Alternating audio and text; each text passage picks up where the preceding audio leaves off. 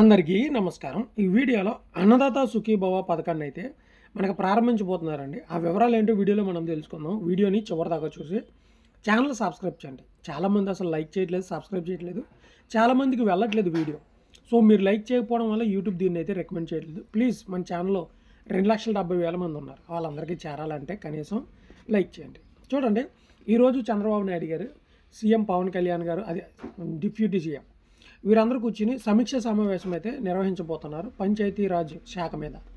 So ఎలాంటి వాటికి నిధులు కావాలి, ప్రాబ్లమ్స్ ఏంటి, సాధ్యాలు ఏంటో ఆ పంచాయతీ శాఖ బోర్డు మెంబర్లతోటి పవన్ కళ్యాణ్ గారితో చంద్రబాబు నాయుడు గారు అయితే డిస్కషన్ అయితే చేస్తారు.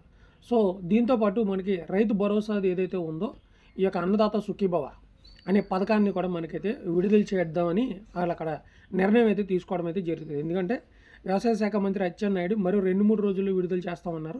ఇటువైపు వరదలు వచ్చి పంట నష్టం అయితే జరిగింది. బీమా ఇవ్వకపోయినా కనీసం పంట పెట్టుబడి సాయం అనేది ఇస్తారని అయితే రైతులు అయితే ఎదురు చూడడం అయితే జరుగుతుందనమాట. సో ఈ యొక్క రైతులకు ఇచ్చేటువంటి పెట్టుబడి సాయాన్ని అయితే మనకి 2-3 రోజులు ఆగస్టులోనే విడుదల చేసే అవకాశం ఉంది కనుక సో దాని గురించి ఈరోజు కీలకమైన నిర్ణయం తీసుకునే అవకాశం అయితే ఉందన్నమాట. సో ఈ యొక్క మొదటి విడత రైతులకు వేసేటట్టుగా డీబీటీ పథకం ద్వారానే వేస్తారు. అంటే డైరెక్ట్ బెనిఫిషరీ ఆధార్ కార్డుకి లింక్ అయిన బ్యాంక్ అకౌంట్కి.